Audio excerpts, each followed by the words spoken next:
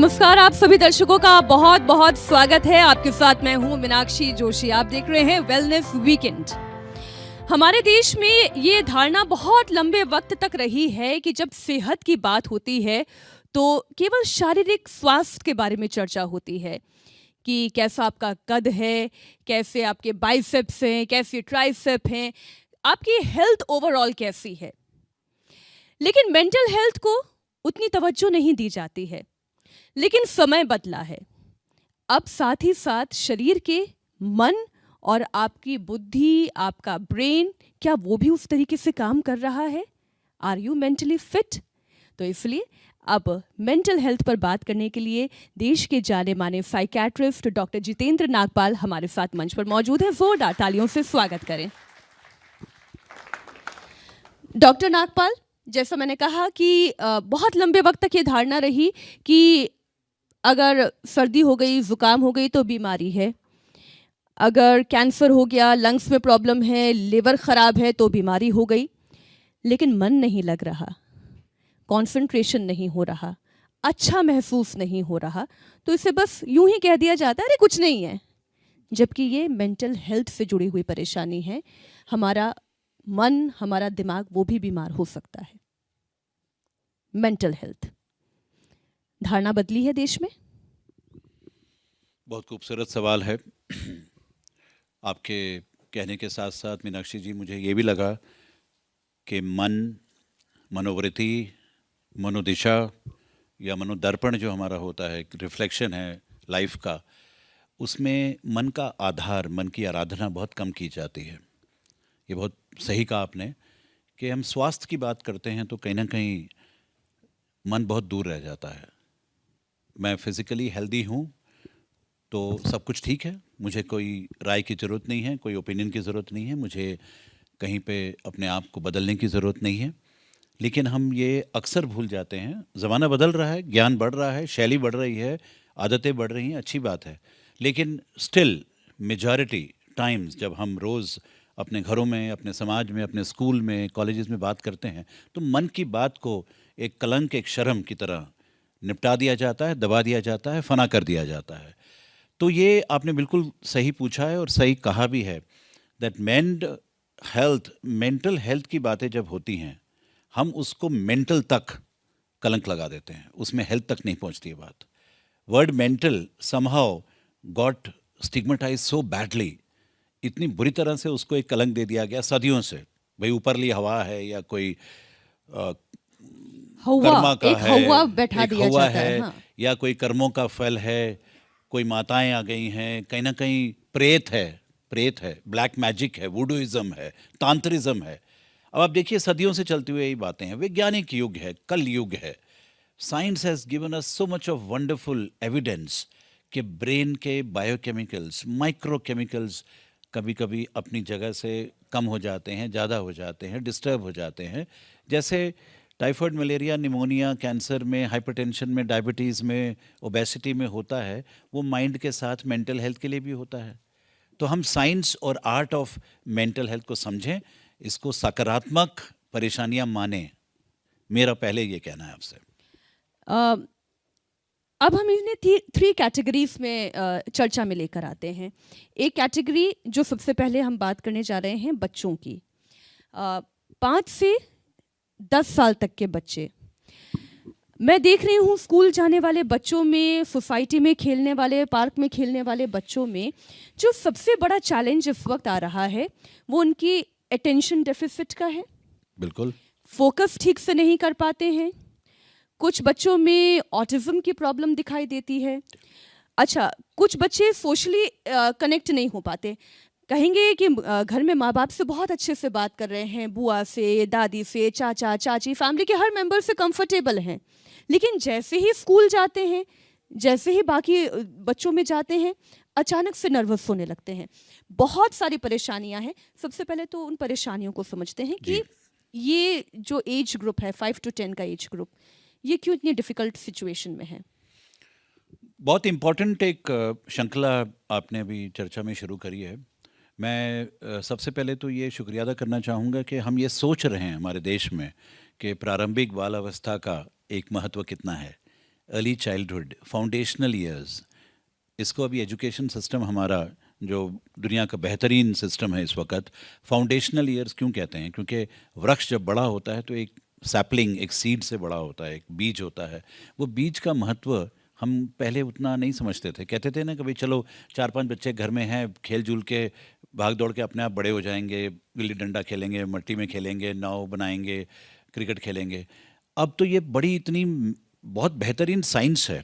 मैं आपसे ये कहना चाहूँगा कि करीब 7 या 8 साल की उम्र तक कहा जाता है कि 100 बिलियन न्यूरॉन्स जो होते हैं, हमारे सेल्स होते हैं नर्व के अंदर, जो हमारा हेड ऑफिस है, हेडक्वार्टर्स है यहाँ पर, जो पूरे शरीर को केवल अंगों का नहीं, बट हमारी मेमोरी है, इंटेलिजेंस है, इमोशंस हैं, थिंकिंग है, बिहेवियर है, सबको कंट्रोल करता है। ये हमारा ज़िंदगी का CPU है ना। इसका ध्यान हम प्रारंभिक बाल अवस्था में नहीं देंगे, क्योंकि यहाँ पर 85-90% जो ग्रोथ है 7-8 साल तक पूरी हो जाती है पूरे ब्रेन की। तो आप देखिए, अगर विज्ञान ने इतना बड़ा रिसर्च पूरे दुनिया में, हमारे यहाँ भी हो रही है, we are proud that India is doing great research on brain sciences, neuro sciences, pedagogical sciences, teacher और स्टूडेंट कैसे एक दूसरे को हेल्प करें क्लासरूम में, ये भी ब्रेन साइंस है।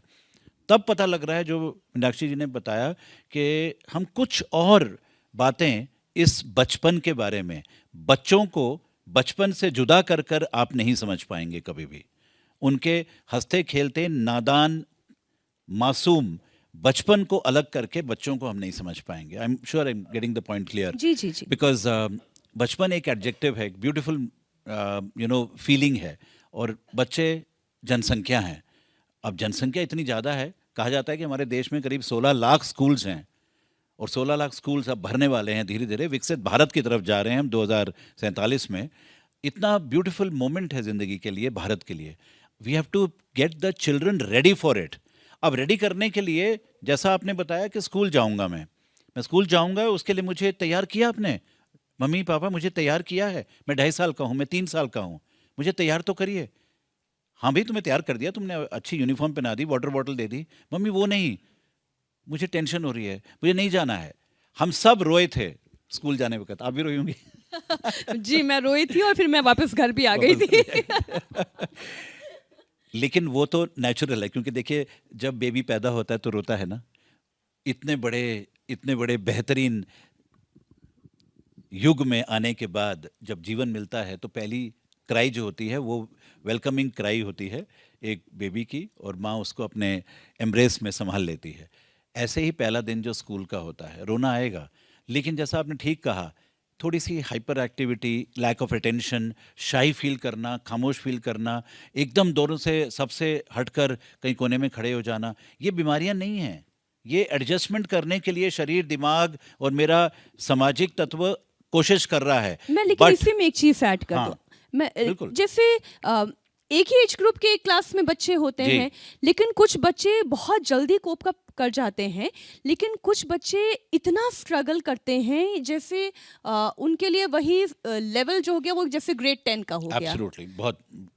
और यही बात है कि टीचर्स की ट्रेनिंग अब अलग अलग श्रृंखला के हिसाब से की जा रही है। अर्ली चाइल्डहुड और फाउंडेशनल ईयर्स के जो पैरामीटर्स हैं समझने के लिए, जिसको हम डेवलपमेंटल माइलस्टोन्स बोलते हैं। भाई इमोशन सबके अलग होंगे ना। 40 बच्चे अगर क्लास में हैं तो सबके इमोशंस अलग होंगे। कोई बहुत जल्दी सेंसिटिव हो जाता है, कोई कोप अप बेटर कर पाता है। पहले विभिन्नता को, एकता और यूनिकनेस को, यूनिटी इन डाइवर्सिटी को और यूनिकनेस को पहचानिए। ये माँ बाप के लिए भी ज़रूरी है, क्योंकि सारे जो इमोशंस हम लेके आते हैं, कहा जाता है कि करीब 16-17 इमोशंस होते हैं मिनिमम हर इंसान में, और वो बच्चे में क्यों नहीं दिखाई देंगे। यानी कि धुतकारिए मत, स्नब मत करिए, don't suppress the children's emotions, but watch out करिए। What you said rightly ma'am, flag signs होते हैं, कुछ वार्निंग साइंस होते हैं जो लक्षण भी हो सकते हैं। हम सब जानते हैं। लक्षण आप बताइए। लक्षण के बारे में जी, लक्षण हाँ। बताइए कि कैसे पहचान करें और कौन सी एज में ये पहचान होनी शुरू हो जाती है कि that there is something off. ये मतलब बाकी बच्चों के जैसे डेवलपमेंट नहीं है इस बच्चे में। क्योंकि देखिए, हम जब स्कूल जाते हैं तो हम लिखत पढ़त के लिए जाते हैं, हम जीवन कौशल शिक्षा के लिए जाते हैं। कुछ ऐसी स्किल सीखें 12 साल में, 14 साल में, जो जीवन में आगे बढ़ने के लिए हमें दृढ़ता दे और हिम्मत दे, जिसको हम लाइफ स्किल्स कहते हैं। थर्ड पार्ट, हम करियर ओरिएंटेशन के लिए जाते हैं, बढ़ते बढ़ते आगे बढ़ते हुए हम कोई ना कोई वोकेशनल स्किल्स या करियर स्किल्स चुन लेते हैं। आप कोई भी करियर करना चाहें, you got my point. Academic लिखत पढ़त के लिए, करियर बनाने के लिए और जीवन कौशल के लिए जाते हैं। तीनों चीज़ें जब मिलती हैं उसको संपूर्ण शिक्षा कहते हैं, संपूर्ण विकास कहते हैं, होलिस्टिक डेवलपमेंट कहते हैं, where you are enjoying. But जैसा आपने पूछा, साथ साथ कुछ हम में हो सकता है 10 बच्चों में 2 या 3 बच्चे हों जो एक जगह टिक नहीं पाते हैं, जैसा मैम पूछ रही थी। हाइपर और एक्टिव होते हाइपर हैं। एक्टिविटी होती है, हिलना जुलना ज़्यादा होता है। टीचर कहती है भाई क्या बात है, आप बहुत हिलते हैं, आप शांत से बैठो बेटे, आपसे बैठा नहीं जाता। वो बच्चा कई बार घूम के क्लास से बाहर भाग जाएगा, 2 बच्चे जा रहे हैं उसको वापस लाने के लिए। एनर्जी इतनी ज़्यादा होती है कि बड़ा सुंदर भी लगता है। कभी कभी मॉल में जाएंगी, मम्मी पापा भागते रहते हैं, वही पीछे देखो दुकान के पीछे चला गया बच्चा, पकड़ो उसको। ये एक बड़ी कॉमन बात है। तो कहने का तात्पर्य है कि करीब हमारे पूरे स्कूल में करीब 30-40 बच्चे हो सकते हैं, पूरे स्कूल में बोल रहा हूँ मैं, और एक क्लास में 1 या 2 हो सकते हैं जो अधिकतर चंचल हैं, इनअटेंटिव हैं, फोकस नहीं कर पाते हैं। पहचानिए उनको, कभी ज़्यादा ऐसे मत सोचिए कि डांटने से ठीक हो जाएंगे। हाथ उठाना, मारना पीटना तो बिल्कुल मना है, गैर कानूनी है, चाइल्ड अब्यूज़ माना जाता है। समझाने का कोशिश करें, नहीं है तो स्कूल की काउंसलर है ना मैम, स्कूल के साइकोलॉजिस्ट हैं आजकल, तो यानी कि मनोवृत्ति के साथ संबंधित जो बातें होनी चाहिए अब होंगी। मने यानी कि घर में भी होनी चाहिए और स्कूल में भी। जैसे तो स्लो लर्नर आपने हैं ये कहा कि पहले तो आप यूनिकनेस को एम्ब्रेस करें जी, और उसके बाद अगर कुछ प्रॉब्लम आ रही है तो फिर उसके सोल्यूशन की तरफ जाएं। वार्निंग साइंस पहचानें वार्निंग साइंस, अब वार्निंग साइंस में आपने ये कहा, एक तो बहुत ज़्यादा चंचल है, जी, और दूसरा ये है कि कहीं अटेंशन डेफिसिट है, फोकस पूरी तरह से नहीं कर पा रहे हैं, और एक है कि आपका सोशली उतना वेल कनेक्टेड नहीं है। ये कुछ अर्ली साइंस हो सकते हैं। तो अब इनका सोल्यूशन क्या है सर? कुछ और भी 1-2 विषय मैं बता दूं जो कॉमनली जो एज ग्रुप की बात कर रहे हैं, स्कूलिंग ईयर्स की बात कर रहे हैं, यानी कि 3-3.5 साल से लेके पहला चाइल्डहुड होता है 10 साल तक, उसके बाद किशोर अवस्था शुरू होती है, हम उस पर आएंगे। लेकिन इसके अलावा जो बहुत अच्छा इंपॉर्टेंट विषय था, एक स्लो लर्नर कौन है, जो बच्चा उम्र के हिसाब से एज अप्रोप्रिएट लर्निंग हम नहीं कर पा रहे हैं क्लास में। अब देखिए पाठ्यक्रम जो सिलेबस होता है या करिकुलम होता है, चौथी क्लास का, 5वीं क्लास का, छठी क्लास का स्टार्टिंग से होता है ना, तो हर क्लास का एज अप्रोप्रिएट करिकुलम होता है। अब अगर पेरेंट्स आते हैं, पीटीएम में आते हैं और उनको बताया गया कि भाई बच्चा आपका ना पिछले 2-3 महीने से कोप अप नहीं कर पा रहा है, मे बी मैथमेटिक्स में, साइंस में, या सोशल साइंस में, इंग्लिश में या हिंदी में, बातचीत बहुत ज़रूरी है। अब वो ज़माना आ गया है कि चर्चा करिए। यहाँ पे वो प्रॉब्लम नहीं है कि ये बच्चा आगे जा रहा है, ये बच्चा पीछे रह गया। वक्त से पहचानिए कि ये क्यों हो रहा है। हो सकता है उसके बुद्धि का विकास थोड़ा सा स्लो चल रहा हो सकता है कि वो इमोशनली बहुत डिस्टर्ब्ड हो सकता है घर में कोई प्रॉब्लम हो। क्या हम सब मानते हैं कि कभी कभी फैमिली एनवायरनमेंट कंड्यूसिव नहीं होता है मेरे को पढ़ाई लिखाई करने के लिए, मुश्किलें होती हैं। सो इमोशनल प्रॉब्लम्स हो सकती हैं, ब्रेन के डेवलपमेंट में डिले हो सकता है, या मेरे पीयर ग्रुप के साथ कोई कॉन्फ्लिक्ट हो सकता है कुछ बच्चे मुझे बुली कर रहे हैं क्लास में तंग कर रहे हैं, हो सकता है मुझे टीचर को देखकर मुझे घबराहट होती है। कभी कभी सबको होता था ज़िंदगी में, कभी कभी हम अपनों से डर जाते हैं। तो बच्चा नादान है, क्या उसके मन में बीत रही है, क्या उसके ब्रेन में डेवलपमेंट हो रहा है, इन वार्निंग साइंस को पहचानना ज़रूरी है, जो आजकल हम सब थोड़ा बहुत जानते हैं। मैं, क्योंकि हमें 3 सेगमेंट पे बात करनी है और जी। बात बहुत सारी करनी है।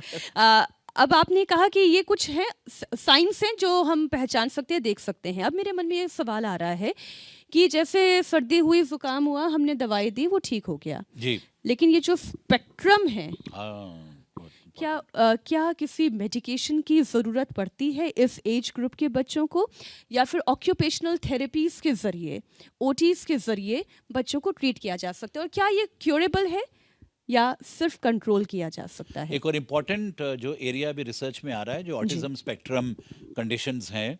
देखिए हमने hyper activity, attention deficit, slow learners, एक स्पेसिफिक लर्निंग डिसेबिलिटीज़ जो आपने तारे ज़मीं पे पिक्चर देखी है, ये बात हुई थी डिसलेक्सिया के बारे में या फिर डिस्ग्राफिया, डिसकैलकुलिया। संक्षेप में मैं यही बताना चाह रहा हूँ कि करीब 2 से 8% या 2 से 10% तमाम जनसंख्या में, बच्चों में ये दिक्कतें आ सकती हैं, तो उसको टीचर ट्रेनिंग में और पेरेंट्स की ट्रेनिंग में पहचाना जा सकता है। प्रॉपर डायग्नोसिस करिए। जहाँ पे होता है, ऑटिज्म स्पेक्ट्रम के लिए भी लागू है। ऑटिज्म एक डेवलपमेंटल न्यूरो डेवलपमेंटल डिसऑर्डर है जो बहुत ही कम, मानते हैं बहुत ही कम है, लेकिन ये राइज हो रहा है, इसका डायग्नोसिस पहचाना जा रहा है। आपने बिल्कुल ठीक कहा, जब बच्चा करीब 1.5-2 साल या 2.5 साल की उम्र तक ये पहचान लिया जाए तो उसमें ऑक्यूपेशनल थेरेपी, यहाँ तक कि कुछ हद तक दवाओं का भी इस्तेमाल वर्ल्ड वाइड हो रहा है। उससे क्या होता है, ब्रेन के कुछ जो हमारे फंक्शंस होते हैं, जैसे सोशल कनेक्टिविटी है, आई टू आई कांटेक्ट है, एक दूसरे के साथ रेसिप्रोकल रिस्पॉन्स करना, आपसी सामाजिक तरीके से रिस्पॉन्स करना, उसमें थोड़ा सा बढ़ोतरी दिखाई देती है। But OT, speech therapy and medical therapy by a psychologist and a psychiatrist कामयाब हो रहे हैं। ऐसा नहीं है कि ये मॉडिफाइबल या ट्रीटेबल मतलब नहीं है। क्योर हो सकते हैं या कंट्रोल हो सकते हैं। कंट्रोलेबल है और डेवलपमेंटली फंक्शनल और बेहतर हो सकते हैं, यानी कि रेगुलर इंक्लूसिव स्कूलिंग सिस्टम में जा सकते हैं। इनको कहीं स्कूल से बाहर निकाल दिया जाए, ये गलत बात है। आप स्कूल में रखें इनको। कहते हैं ना कि सब बच्चों को मिलजुल कर रहना चाहिए। बात सिर्फ पढ़ाई लिखाई की नहीं है, अब बात है कि हम साथ मिलके खेलेंगे, म्यूजिक क्लास में जाएंगे, आर्ट्स में जाएंगे, लिटरेचर में जाएंगे, हॉबीज में खेलेंगे। That is education today. ये आपने बहुत इंपॉर्टेंट पॉइंट रखा, और चूंकि हमारी भी बच्ची है, स्कूल गोइंग जी, जी। एज में ही है, और मैंने ये देखा कि जो डाउन सिंड्रोम बच्चे हैं उन्हें भी आपके साथ पढ़ाया जाता है नॉर्मल चाइल्ड के साथ, जिससे कि आप एक सोशल और इमोशनल वैल्यू भी सीखें। इंक्लूजन बोलते हैं ना उसको। इंक्लूजन, बिल्कुल, बहुत खूबसूरत बात। एक चीज़ इसमें बस मैं ऐड ऑन करना चाहती हूँ कि क्या ये जो हमारे गैजेट्स हैं, टीवी जी, है, बहुत मोबाइल important फ़ोन बात है, है। टैबलेट्स हैं, क्या ये भी कारण बनते हैं बच्चों की इस अटेंशन डेफिसिट प्रॉब्लम की, फोकस प्रॉब्लम अनडाउटेडली की? देखिए, आज तो कोई भी चर्चा होगी समाज में, घर में, डिनर टाइम में जो चर्चा होती है, माँ बाप के लिए सबसे बड़ी चर्चा होती है कि बच्चों को डिवाइसेस से हम दूर कैसे रखें, गैजेट से हम दूर कैसे रखें। अभी तक जो भी आपके साथ चर्चा हो रही है उसमें लगता है कि सोशल मीडिया का इम्पैक्ट तो हर समस्या में लागू हो रहा है, कि हम अपने आप और अपनों से भी दूर होते जा रहे हैं इलेक्ट्रॉनिक डिवाइसेस की वजह से। कहा जाता है कि डिनर टाइम में भी चर्चा होती कहाँ है, क्योंकि चर्चा सिर्फ भोजन की नहीं होती है, होनी नहीं चाहिए सिर्फ भोजन की, अपनेपन की भी होनी चाहिए, लेकिन हम वो समय खोते जा रहे हैं। और बच्चों की क्या गलती है इसमें? वो डिवाइस तो उनको बना बनाया बड़ों ने बना के दिया है ना, वो तो आकर्षित हो गए हैं। वो कहते हैं, कई बार बच्चे हमारे पास आके बोलते हैं कि भाई हमने थोड़ी बनाया था, आपने हमें बना के दे दिया, अब हमें बताइए हम कैसे इस्तेमाल करें। सो आपका ये चर्चा में लाना ये सवाल बहुमूल्य है कि हम सबसे पहले वार्तालाप, संवाद, विवाद प्रथम रखें घर में।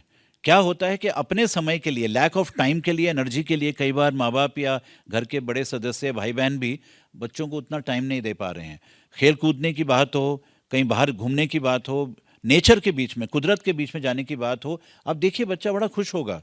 कोशिश करिए, आप रोल मॉडल बनिए। मैम, मार्गदर्शक बनना कितना ज़रूरी है माँ बाप के लिए, कि चलो जो हम कह रहे हैं, उम्मीद रख रहे हैं ना, वो हम भी करके दिखाएंगे। हम भी कैरम बोर्ड खेलेंगे, हम भी दुनिया भर के गेम्स खेलेंगे, बाहर भी जाएंगे, एक्सरसाइज भी करेंगे। देखना बच्चा आपके मोबाइल फ़ोन, टैबलेट या कंप्यूटर कम यूज़ करेगा। जितना एंटरटेनमेंट के लिए मम्मी पापा की ज़रूरत है ना, उतना शायद डिवाइस की ज़रूरत ना पड़ेगी। तो पहला तो टेक अवे यही है कि जिस सेगमेंट में हमने बात की, अपने बच्चों के साथ खुद जाएं, खेलें, खेल खेल में बातें करें, अपने बच्चों को जानें, और उसके बाद अगर कहीं कोई समस्या है तो उसका समाधान भी है। अब दूसरा हिस्सा, दूसरा सेगमेंट एडल्ट्स का है, माफ़ कीजिए, अब यहाँ एडोलेसेंट का है।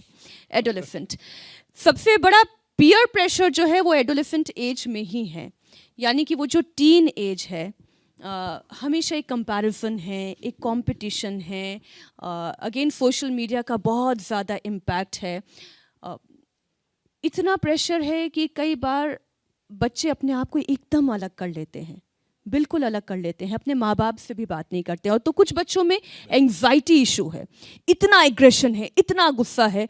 अभी थोड़ी देर पहले हम ऑफ एयर चर्चा भी कर रहे थे बिल्कुल, कि बहुत बड़ी मरने बात है। मारने पर उतारू हो जाते हैं। किशोर अवस्था, कोई भी यहाँ नहीं होगा जो किशोर अवस्था से ना गुजरा हो, पार्ट ऑफ ग्रोइंग अप है ना। लेकिन 10 से 19 साल की उम्र जो होती है, कहा जाता है कि ज़िंदगी में आती तो एक ही बार है, लेकिन सबसे सबसे चार्मिंग एंड चैलेंजिंग होती है। चार्मिंग क्यों? क्योंकि पहली बार आईना बहुत पसंद आने लगता है। सब इस स्टेज से गुजरे, सब मुस्कुरा रहे हैं, है ना। क्योंकि मम्मी सबसे बड़ा अच्छा फ्रेंड तो मेरा मिरर है, क्योंकि सवेरे सबसे पहले मुस्कुराहट मुझे वही देता है, क्योंकि आप खुद मुस्कुराएंगे तो मिरर भी मुस्कुराएगा ना जी। चार्मिंग पीरियड है। Physical growth, mental growth, social growth, career, relationships, boy girl, parents के साथ कम्युनिकेशन, दोस्तों के साथ सोशल मीडिया पे लाइक्स डिसलाइक्स, वैलिडेशन, क्या नहीं होता है किशोर अवस्था में। बचपन की उड़ान से पैराशूट निकलता है और किशोर अवस्था में आ बैठता है। और आपको ये बता दूं, दुनिया के सबसे ज़्यादा एडोलेसेंट्स हिंदुस्तान में हैं इस वक्त। करीब 23% एंटायर पॉपुलेशन हमारी, अबाउट 30 करोड़ हमारे केवल किशोर अवस्था हैं। मान लीजिए कितनी बड़ी ऊर्जा है, कितना बड़ा एनर्जी है। देश को परिवर्तन में लाने के लिए, ट्रांसफॉर्म करने के लिए किशोर अवस्था को हम इग्नोर ना करें। They have so much of energy, they have leadership. इसलिए अभी जो आपने बताया मीनाक्षी जी ने, कि बहुत सही कहा कि इनके अंदर जो ऊर्जा है वो गुस्से में परिवर्तन क्यों ला रही है, वो फ्रस्ट्रेशन में क्यों जा रही है, क्योंकि उनके लिए एवेन्यूज़, उनके लिए उनकी वॉइस, उनकी आवाज़, मेरी आवाज़ को सुनो, पहचानो, मैं भी कुछ कहना चाहती हूँ, कहना चाहता हूँ। हमारी किशोरों की आवाज़ है। आप नुक्कड़ नाटक देखिए स्कूलों में, कितना हसीन लगता है। बच्चे ये आवाज़ देना चाह रहे हैं कि मेरे शरीर और दिमाग में क्या गुजर रहा है आप नहीं समझ रहे हैं। हार्मोनल हैवक बोलते हैं उसको ma'am, hormonal havoc. That shows कि ईस्ट्रोजन, एंड्रोजन, थायराइड, एड्रेनलिन कितना तेज़ी से भाग रहा है। प्लीज़ एम्पथाइज करिए, संवेदना करिए, feel the feelings of the teenagers. और टीनेज और एडोलेसेंस, टीनेज एक सोशल टर्म है, एडोलेसेंस बायोलॉजिकल टर्म है। तो हम क्यों ये चर्चा कर रहे हैं उनके बारे में? इनकी दुविधाएं, बीमारियां नहीं हैं उतनी ज़्यादा जितनी नशीली पदार्थों की तरफ भागना, क्योंकि अकेलापन, सन्नाटा, कंपैरिजन, उम्मीदें, माँ बाप के सपने मुझे पूरे करने हैं। भाई उनको अपने सपने देखने दीजिए, किशोरों को अपने सपने देखने हैं। हाँ, वो रिस्की बिहेवियर में जा रहे हैं तो हमें संभालना है, समझाना है, रोकना है, डिसिप्लिन करना है। वायलेंस में जा रहे हैं, एक्सटॉर्शंस में जा रहे हैं, जुवेनाइल क्राइम में जा रहे हैं।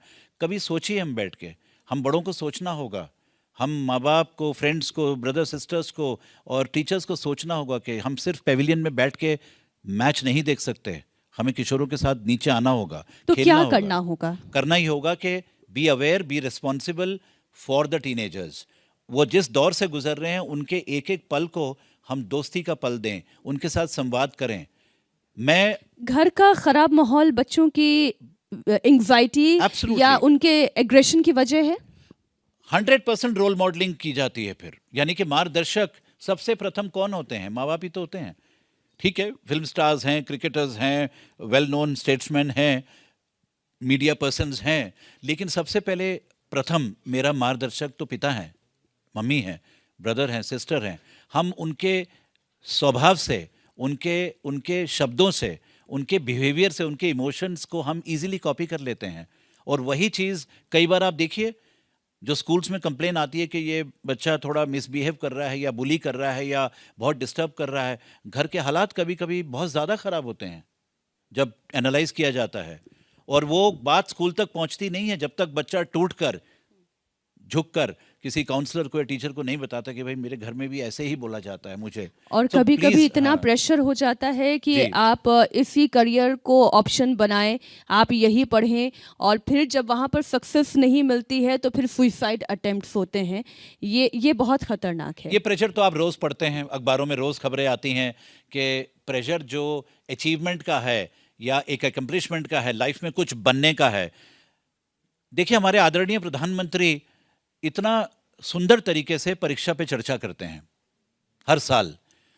बताइए कितना कितना कितना सुंदर प्रोग्राम है, कितना गहराई का प्रोग्राम है कि वो बताते हैं कि ये बिल्कुल ज़रूरी नहीं है कि ज़िंदगी में क्या बनना है। बच्चों से कहते हैं ये बहुत ज़रूरी है कि ज़िंदगी में क्या करना है। बच्चों को जो अपने हाथों से, अपनी इंद्रियों से करना है, उनको छूट दीजिए। पंख को आप सराहिए, पंखों को सराहिए, उनको समेटने दीजिए, उड़ने दीजिए। हम क्या करते हैं घर में, हमारे सपने पूरे करो।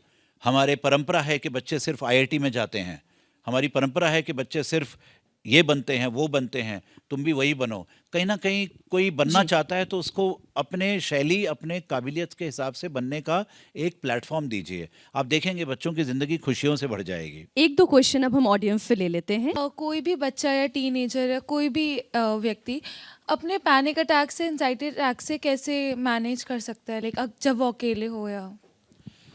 सबसे इम्पॉर्टेंट पैनिक अटैक या एंग्जाइटी में क्या हो रहा होता है? फॉल्टी ब्रीदिंग होती है। बिकॉज आराम से, जैसे कहते हैं, इत्मीनान की दिल खोल के सांस नहीं ली जाती है उस वक्त। एंग्जाइटी में हम हेजिटेशन, हिकअप्स वाली सांस लेते हैं। तो अगर बच्चा अकेला है तो उसको गाइड करिए, उसको गाइड करिए। अगर आपका कम्युनिकेशन उसके साथ है, slow, deep and long breathing, take it from the nose, exhale from the nose, or take it from the mouth and the nose and exhale from the mouth and the nose, doesn't matter। लेकिन 3 शब्द याद रखिए, slow, deep and long breathing. फेफड़ों की काबिलियत 4 से 5 litre है, एक सांस में इतना हवा जाता है। हमको सांस लेने की फुर्सत नहीं है, क्योंकि हम समझते हैं कि बहुत पढ़ाई है, बहुत तेज़ ट्रैफिक में निकलना है, ऑफिस पहुंचना है। People are not breathing well, so tell them to do that. Secondly, anxiety क्यों हो रही है कि कहीं ना कहीं एक इमीडिएट आने वाले समय का जो फियर है, एंटिसिपेटेड फियर है। जब रियल फियर सामने आ जाता है तो उसको हम फियर कहते ही हैं, लेकिन एंग्जाइटी यानी कि बेचैनी, घबराहट और मन की दहशत जो है वो एक अननोन फियर की हो रही है ना, अभी हुआ नहीं है, आई एम इमेजिनिंग। तो बच्चे को कहीं ना कहीं इन बातों का वेंटिलेशन करने दीजिए, बोलने दीजिए। हम क्या करते हैं कई बार, जैसे मीनाक्षी जी से भी बात हो रही थी, हम उसकी बातों को ही दबा देते हैं। am I a good listener as a mother and a father, as a teacher? कई बार टीचर्स को भी बदलना पड़ता है। एक अच्छा टीचर गुड लिसनर होता है, एक अच्छे माता पिता लिसनर्स होते हैं पहले, दे आर नॉट टॉकर्स। बच्चा उनकी अप्रिशिएट करता है जो मेरी मन की दबी हुई बातों को, घबराहट है, मन का गुबार है, सुन लीजिए। सेकेंड पॉइंट हो गया, allow ventilation as much as want to cry, it's okay. रोना बुरी बात नहीं है, रोना बीमारी नहीं है, ह्यूमन नेचर में होता है। अगर मन में कोई भारीपन है, वेंटिलेट होने दीजिए, साथ साथ सांसें चलती रहें अच्छी लंबी खींच के। सेकेंड पॉइंट, देखिए डाइटरी हैबिट्स बहुत ख़राब हो चुकी हैं। जो मैदा, आलू, चीनी, तेल, पानी नहीं पीते हैं बच्चे। मैम, बच्चे पानी नहीं पीते हैं, पूरे दिन में 1 गिलास पानी। अब देखिए, water, a lot of proteins, a little bit of movement, take the child for the walk. एक किशोर अवस्था में अगर पिताजी या मम्मी साथ में एक वॉक पे चले जाएं, देखिए उनकी एंग्जाइटी कहाँ खत्म हो जाती है, बड़ी आराम से खत्म हो जाती है। ये एक एग्जाम्पल तो मैंने अपनी सोसाइटी में भी अच्छा? देखा है कि बहुत ज्यादा एंग्शियस बच्चा था, हाँ। उसका जैसे शुगर कट डाउन किया उसकी एंग्जाइटी कम हो गई। एंड एक्चुअली आप आज घर में जाके फिर देखिएगा, जी। पढ़िए इंटरनेट पे कार्बोहाइड्रेट्स और मेंटल हेल्थ का रिलेशनशिप क्या है। बिल्कुल सही कहा मीनाक्षी जी ने एग्जाम्पल देकर। एक क्वेश्चन और है सर, बहुत सारे रिसर्च पेपर्स कहते हैं कि बच्चों का जो चाइल्डहुड ट्रॉमा होता है वो बड़े होके, अगर कोई ट्रेजेडी हुई है, ट्रॉमा हुआ है, तो वो बड़े होके एज सिस्टमिक डिजीज़ मैनिफेस्ट कर जाता है, स्पेशली मेटाबॉलिक सिंड्रोम्स। तो सर, स्ट्रेस और एक्चुअली उसका manifestation as inflammation, systemic problems, वो कैसे होता है? जवाब तो खुद आपने दे दिया, क्योंकि ये बायोकेमिकल बेसिस है इसका। स्ट्रेस के जो केमिकल्स होते हैं, आखिर वो हमारे बायोलॉजिकल क्लॉक को भी ख़राब करते हैं, और स्ट्रेस कहीं ना कहीं हमारे ग्रोथ एंड डेवलपमेंट के रिलेशनशिप को कहीं ना कहीं डिरेंज कर देता है। देखिए, जो particular hormones constant negative feeling के साथ। और एक और बात आप सब समझ लीजिए कि स्ट्रेस हमेशा बुरा नहीं होता है। जो मॉर्निंग में उठ के जल्दी भागना होता है, स्कूल पहुंचना होता है, दफ्तर पहुंचना होता है, ये मिनिमल स्ट्रेस जो कहते हैं ना, कि डेली लाइफ के स्ट्रेस तो ज़रूरी है ना जी, नहीं तो हम चार्ज कैसे होंगे, नहीं तो मोटिवेट कैसे होंगे।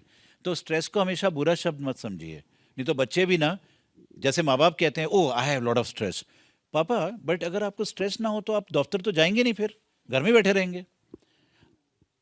That means optimal stress, regular stress, day to day stress ज़रूरी है ज़िंदगी को आगे बढ़ाने के लिए। प्रॉब्लम वो हो रही है कि हम स्ट्रेस को एक्सेसिवली अनजाने में अपने ज़िंदगी में अपनाते जा रहे हैं, मोल रहे हैं, जो आपने कहा। उसके साथ क्या होता है कि बॉडी के रेगुलर रिदम्स जो होते हैं, brain, heart, liver, kidney, lungs के साथ जो एक तालमेल बना हुआ है, फिर आखिर ये बड़ा कोऑर्डिनेटिंग सिस्टम है ना जो भगवान ने बनाया है। एक बड़े ऑफिस में एक एचआर टीम है, एक फाइनेंस की टीम है, एक सेल्स की टीम है, मार्केटिंग की टीम है, ह्यूमन बॉडी भी वैसे बनी हुई है भाई।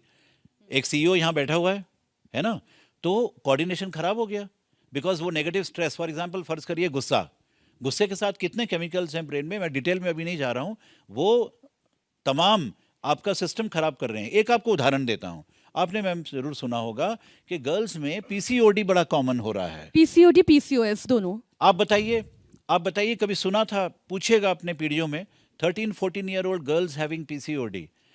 पूरा लाइफस्टाइल जब खराब है, स्लीपिंग हैबिट्स 2 बजे 3 बजे 4 बजे नींद आना, ठीक है, मोबाइल पे रहना, सोशल मीडिया पे रहना, इमोशनली डिस्टर्ब्ड रहना, एंग्शियस रहना, खाना पीना नहीं, दिन में आप देखें कि मुश्किल से एक थोड़ा सा आधी रोटी खाई होगी या कुछ सलाद खाया होगा या दाल, वो भी बड़े एप्रीहेंशन से। फूड हैबिट्स, कहते हैं कि अर्बन इंडिया में ओवर फेड बच्चे हैं बट अंडर नरिश्ड हैं, इम्बैलेंस डाइट है, पेट भरने के लिए खा रहे हैं लेकिन बैलेंस डाइट नहीं है। ये बातें अगर हार्मोनल डिस्टर्बेंस 13-14 साल की उम्र में गर्ल्स में दिखाई दे रहा है, बॉयज़ में भी दिखाई दे रहा है, ओबेसिटी है, hypertension in boys and girls. Anyway, मोटी मोटी बात यह है कि किशोर अवस्था में 14 साल की उम्र तक physical disorders and mental health के कंडीशंस जो प्रोमिनेंट दिखाई दे रहे हैं, आपकी बात सही थी, वो ज़िंदगी भर के metabolic syndromes and mental health disorders बन रहे हैं। किशोर अवस्था को संभालिए। एक क्वेश्चन और, last Hi, question sir. From the So my audience. question is, there are some patients who still have chronic conditions, and they have to have medications which cause a lot of mood swings. In that case, how do you deal with the mood swings because they're majorly caused because of the medications they're having? शुरुआत में ही चर्चा हो रही थी mood swing की। Okay, are you saying that because they're taking the medication? Yeah.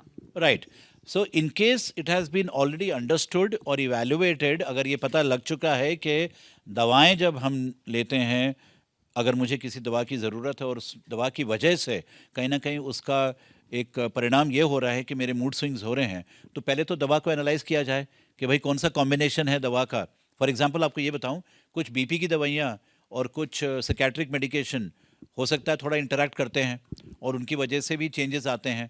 कुछ diabetes, hypertension, psychiatric दवाइयाँ और थायराइड की दवाइयाँ भी इंटरेक्ट करती हैं और थायराइड की कंडीशन भी होते हैं। ये बहुत ज़रूरी है कि विकसित समाज में जब मल्टीपल लोग साथ बैठ के डिसीजन लेते हैं तो even doctors have to coordinate. तो पेशेंट्स भी अक्सर डॉक्टर्स से मिलकर दूसरे डॉक्टर से भी बात करवाते हैं कि इनसे भी एक बार बात कर लीजिए। तो ये फ़र्ज़ हमारा भी बनता है, there is no doubt. And it will also help not only in the mood swings, try to understand body के अंदर केमिकल्स के भी बड़े स्विंग्स होते हैं, नॉट ओनली मूड। कई बार किडनी के प्रॉब्लम्स, लिवर के प्रॉब्लम्स से क्लैश कर जाते हैं और आप देखिए फिर 2 बीमारियां खड़ी हो गई जो पहले नहीं थी। और थायराइड देख लीजिए, there are some medications which actually disturb the thyroid rhythm. मुझे हो सकता है थायराइड की दवा की कभी ज़रूरत ना पड़ी हो, लेकिन जब मैं कोई और दवाई ले रहा हूँ, फॉर एग्जांपल अगर मैं डिप्रेशन की दवाई ले रहा हूँ या अगर मैं कोई और दवाई हार्ट की ले रहा हूँ, हो सकता है थायराइड में डिस्टर्बेंस हो जाए। मेरा लाइफस्टाइल बड़ा स्लो है। जैसे मैं एक एग्जांपल इसमें रखती हूँ कि जो बहुत लंबे समय तक ब्लड प्रेशर की और थायराइड की मेडिसिन लेते हैं, बिल्कुल। और शुगर की मेडिसिन लेते हैं, डायबिटीज It की, is. तो वो उनके मेंटल कंडीशन को हैम्पर करता है। It does. ये कोई इसमें संदेह नहीं है। इसलिए देखिए, जब साइकेट्रिस्ट अपना इवैल्यूएशन करते हैं, वो अक्सर कोई और हमारी जो दवाइयाँ पहले से चल रही हैं, भले वो बीपी के लिए हों, शुगर के लिए हों या थायराइड के लिए हों, उसका थरो एनालिसिस करना ज़रूरी है और वो दवाइयाँ चूज़ की जाती हैं जो इन दवाइयों से डायरेक्टली क्लैश ना करें। अच्छा, कुछ सवाल जो आजकल की खबरों से जुड़े हुए हैं, मैं आ रही हूँ आपके पास जी, सर। जी। कुछ सवाल जो आजकल की खबरों से जुड़े हुए हैं, 2 केसेस। एक सुसाइड केस, बैंगलोर का अतुल सुभाष अभी सुनने में आया था, केस जो सबसे ज़्यादा चर्चा में आया कि उन्होंने सुसाइड कर लिया, पारिवारिक स्थिति ठीक नहीं थी, बहुत ज़्यादा प्रेशर उनके पत्नी की तरफ से था। और दूसरा केस वो जो मेरठ हत्याकांड हुआ, जी। जहाँ पर नशे की लत में हाल ही में हुआ है तो। जी, कैसे और किस तरीके से वो हत्या की, वो जघन्य अपराध था। छोटी सी 4 साल की बच्ची से जब बहुत- पूछा गया बहुत कि ही पिता बड़ा कहाँ है, तो sensitive उन्होंने है। कहा कि पिता ड्रम में सो रहे हैं। जी। तो ये दोनों ही केस, एक नशा और दूसरा डिप्रेशन। इसमें कोई संदेह नहीं है। मैं आपको 2-3 बातें बता दूं। अब मैडम ने एक बात उम्र भर की छेड़ी है। देखिए, हमारे देश में नशीली पदार्थों का इस्तेमाल ऐतिहासिक है। कहा जाता है कि जो भांग, गांजा और कैनबिस से रिलेटेड बातें हैं, कई सदियों से चलती आई हैं, ये राजा महाराजाओं के टाइम से चलती आई हैं।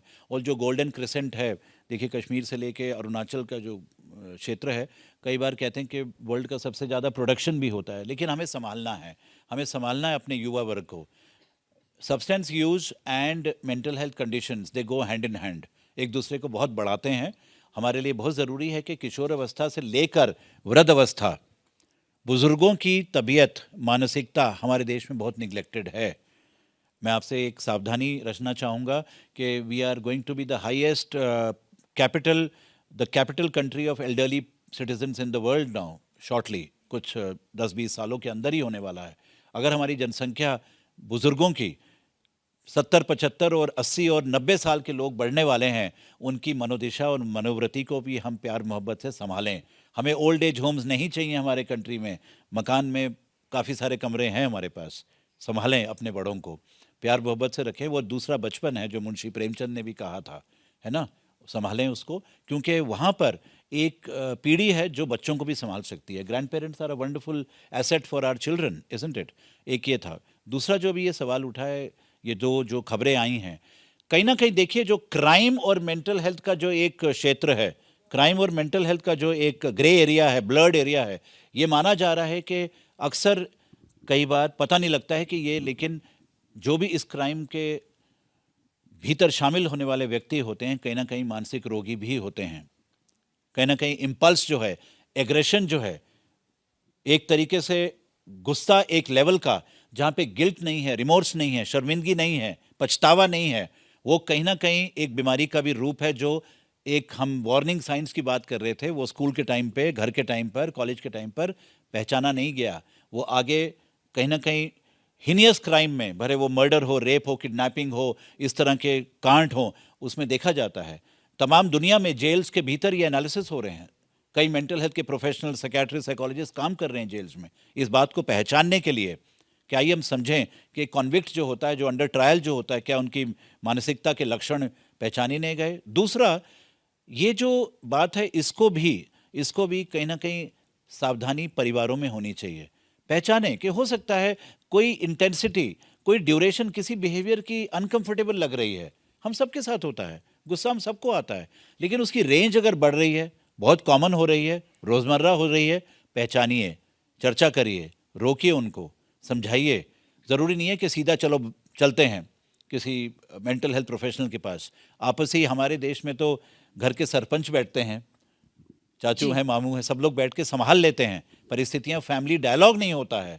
अगर संचार होगा ना, हम कई लक्षणों को एक दूसरे से मिलकर डाइनिंग टेबल पर संभाल लेंगे, पड़ोसी के अंकल आके संभाल लेंगे। लेकिन हम अकेलेपन में रह रहे हैं, हमारे बुजुर्ग जो हैं वो सन्नाटे में रह रहे हैं।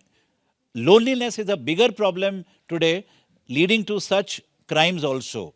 तो इसलिए क्राइम और मेंटल हेल्थ का जो एक दरवाज़ा है, दोनों को एक करीब से समझना है। और कई क्राइम्स समाज में, स्पेशली जो इंटरपर्सनल रिलेशनशिप्स के क्राइम हैं, देखिए एक और चर्चा बड़ी इंपॉर्टेंट उठ रही है हमारे देश में, जो कपल्स के बीच में जो रिलेशनशिप्स हैं, लिव इन रिलेशनशिप्स हैं, यंग मैरिड कपल्स हैं, ये बहुत ज़रूरी है मीनाक्षी जी के कहीं ना कहीं सब्र, सहन और संचार, patience, tolerance and compassion with love and affection कहीं ना कहीं कपल्स की ज़िंदगी में थोड़ा और बेहतर लाया जाए। सर देखिए, विषय इतना बड़ा है कि इस पर हम पूरे दिन चर्चा कर सकते हैं। लेकिन इतनी पूरी जो चर्चा हुई, उसका जो मैं सार, जो समरी निकाल पाई हूँ, वो यही कि हमें संवाद करना होगा। फिर चाहे वो छोटे बच्चे क्यों ना हो, वो टीनेजर क्यों ना हो, वो एडोलेसेंट एज हो या वो एडल्ट एज हो, वो पति पत्नी के बीच का रिश्ता हो या आपके बड़े बुजुर्गों के बीच का रिश्ता हो, वो संवाद महत्वपूर्ण है, वो चर्चा महत्वपूर्ण है। बहुत बहुत शुक्रिया डॉक्टर नागपाल, आप हमारे साथ आए वेलनेस वीकेंड में, आप शरीक हुए। Thank you so much.